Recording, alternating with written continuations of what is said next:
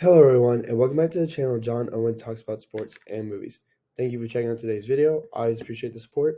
Let's get into it. So today we're going to talk about Spider-Man No Way Home. I just saw it a few hours ago, and this is my review. And I legitimately think I just witnessed definitely the best comic book movie of all time, and maybe the best movie I've seen of all time. And I definitely just watched my new favorite movie ever. And so this is a spoiler alert. I'm going to go into very, very deep detail about everything in this movie. This video will probably run a little long. I anticipate it to. And so I don't really have a script. I'm just going to freelance and just go and everything like that. And let's get into it. Make sure to leave your thoughts and comments below, and let's go. So we're going to start off with the cons of this movie. I have none. I have no critiques. Any suggestion I would make the movie worse. And that's all I've got to say on the cons. I think that's a testament to how good I really think this movie is. And I know this is off first viewing, but normally I always have things to say off of first viewing, some things that bother me, but I just don't have any. So let's talk about the pros. I have way too much to type in that box for it to be one slide. Everything about this movie I loved.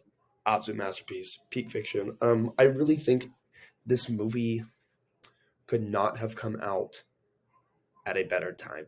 The culmination of everything in this movie across 3 different Spider-Man franchises was immaculate. I mean, just to start off with, like some of what I'm referring to, just to kind of start off with. Um, I mean, the scene. I'm just gonna kind of go all over the place. I'm gonna talk about the non-Tom stuff first, and then I'm gonna get into like the meat and the heart of this movie, which is Tom Holland's arc. But I mean, just everything about Andrew and Peter was perfect in this movie. These scenes where Andrew, Tom, and Toby are just bantering and just talking about different Spider-Man things was some of the best scene work I've ever seen.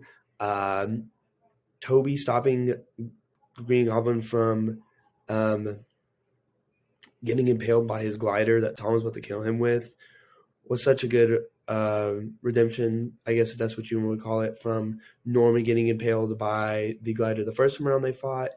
Um, Toby and Doc Ock's interaction at the end when he's like, Peter, my boy, or whatever he says, was really sweet and really awesome. Uh, Toby sending off Sandman's cure was really, really good, and everything like that. Just all that interaction with Toby was fantastic. The back joke was funny. If you don't know, that's referencing from whenever Toby hurt his back during the filming of Spider-Man 2. And so that was a good callback and everything like that. I absolutely love Toby in this movie. And then Andrew, let's just talk about it. Andrew catching MJ really, and especially in this shot, being shot in the same way of him not catching Gwen, kind of the POV shot from him from the goggles, and the shot from MJ's view and everything like that, just to mirror that Gwen Stacy scene so well, only for it to have the correct result of him catching MJ is just such a perfect redemption for arguably his greatest mistake. That he'll ever commit as Spider-Man, for Andrew at least. I mean, just perfect. That was so good. Really, really moving, everything like that. But let's get into Tom Holland and his Peter Parker and MCU Peter Parker. I mean, this movie absolutely put him through the ringer in ways I could not imagine. It put him through the ringer because of the consequences of his actions, and as Doctor Strange says, trying to live 2 lives. This, to me, is the perfect Spider-Man story because Spider-Man is all about the core of his stories, at least to me, are his responsibility as Spider-Man and the consequences that come from that.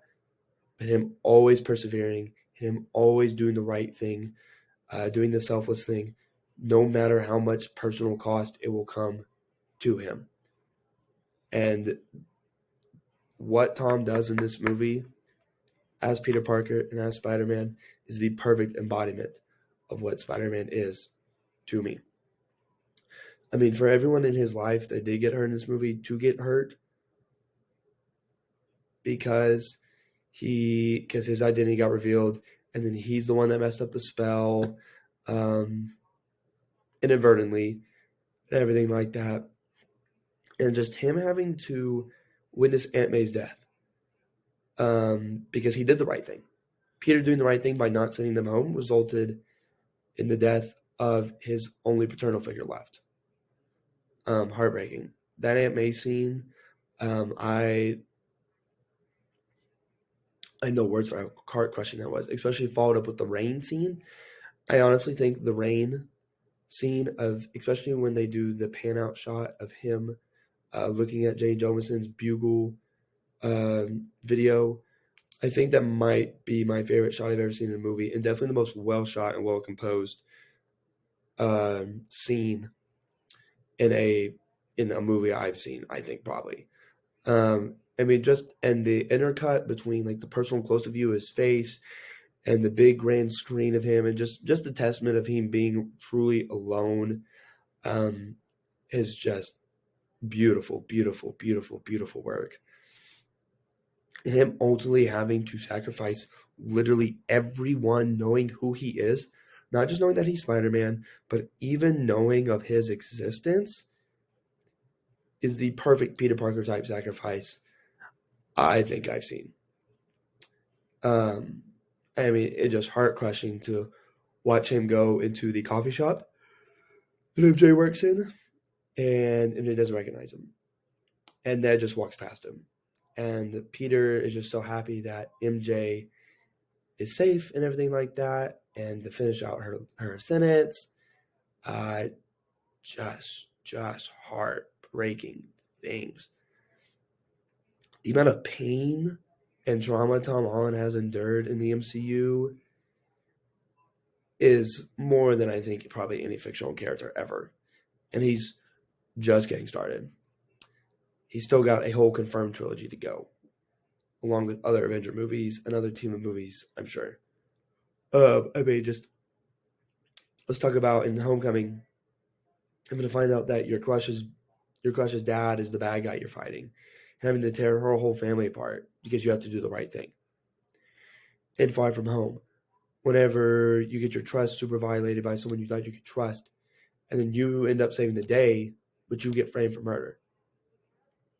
And then No Way Home, the consequences of your identity getting revealed, and then if you inadvertently messing up the spell, and then you choosing to do the right thing by not sending the villains immediately home, costing you Aunt May, and costing you literally everyone you have in your life. They're not all dead.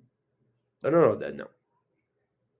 But just to have to endure all that, on top of, which I skipped over, literally dying, and then coming back to what feels for him probably about 10 to 20 minutes later, dying, coming back to life, having to process all that, and then about 10 minutes later, Iron Man, Tony Stark, your mentor figure, your hero, your idol, dies in front of you to save the universe.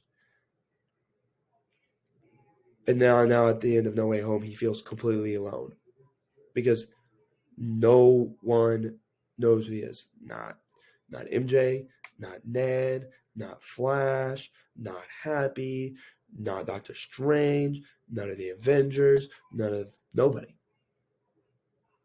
There is not one person on that planet who has a memory of Peter Parker outside of maybe a brief conversation like the one him and MJ had at the coffee shop, and the one happening in Aunt May's grave, and the guy he's renting the apartment from. I mean, I could not imagine having to deal with all that, and I can't think of any single fictional character that has gone through that much. And it's a testament to him that he got back up, and he continues to be Spider-Man. Even though being Spider-Man has cost him everything to this point. Everything. And to make a new suit to symbolize the fresh start you're going to get from no one in the world knowing who Peter Parker is, absolutely perfect. Absolutely the greatest Spider-Man storytelling you can do. And I genuinely believe that. I will stand by that. This is the greatest Spider-Man story to ever be told. And it probably would be that if you took out Andrew and Toby. Just Tom's personal arc of having of dealing with the consequences of your actions, of doing the right thing, and it's still costing you everything, but still continuing to persevere and be Spider-Man. I mean, just absolutely perfect. And so I really think that's the core of this movie and why this movie works so well, because of how well Tom's personal arc is done. And I have no critiques of that. Let's talk about kind of Tom's side characters. MJ, Ned, Aunt May, Happy. I think this is probably the most screen time the four of them have had in any movie. Maybe not Happy, but especially the other three, and I think they're perfect. Um, I Tom Holland and Zendaya's chemistry is so good. The friendship between MCU Peter Parker and Ned is so good and so perfect and very believable. I really think this movie also fleshes out Peter and Aunt May's relationship, which then makes her death at the hands of Green Goblin that much sadder. So I think that movie nails that. Let's talk about some villains. I really think that all five villains were written at their best, the best they've ever been written, especially Electro and Lizard and Sandman. Um, Lizard is just kind of there for fun, I think. He really doesn't do too much, but that's okay. It's okay. But Sandman continuing to help Peter, even though it's not his Peter and everything like that, was a perfect continuation of his Spider-Man 3 arc. Electro was fantastic. Totally worked this time around. Of being a nobody but feeling like somebody with these powers, that totally works this time around, as opposed to not working in The Amazing Spider-Man 2. The redesign is much better. Electro's theme is great. It's so good. It's fantastic. I absolutely loved Doc Ock in this movie. I think his enduring passion to help Peter really showed in this movie and was like a great continuation of what hypothetically his arc could have been if he didn't die in Spider-Man 2. So that was a great continuation. But I think the villain that ends up stealing the show is really Green Goblin. Green Goblin is horrifying and menacing in this movie, as Green Goblin should be. Watching this movie reminded me of the terror and the horror and the true just menace that Green Goblin, or how I felt watching the first Spider-Man with Green Goblin the first time around. And this Norman really makes MCU Peter pay. Killing Aunt May using the glider just like he died, and especially after the fact that it was Aunt May's idea to not send them back home immediately. A devastating parallel. I don't know if parallel is the right word, but a devastating story point. I mean, just him continuously taunting Tom. It's just perfect Green Goblin. And Willem Dafoe does a great job. He's just absolutely perfect in the role. I think this movie probably elevates him at least right there with Doc Ock as the best Spider-Man live-action villain of all time. Just so amazing. I could go on and on and on about this movie, but I'm gonna kind of wrap it up. Something which I absolutely loved and adored, and I think proved and justified Peter's no-kill rule was when Tom absolutely just unleashes on Norman on the fallen down Captain America shield for the Statue of Liberty. Watching him unleash was terrifying. When Peter doesn't hold back, Peter could easily take care of all of his foes and all of his villains easily. When Spider-Man and that showed it, that proved it. Because when Tom was holding back, Green Goblin whooped him. But when Tom was like, "I'm done, you're done," whooped him bad. It was gonna kill him, no doubt, if Toby didn't step in. And so that was really awesome, and just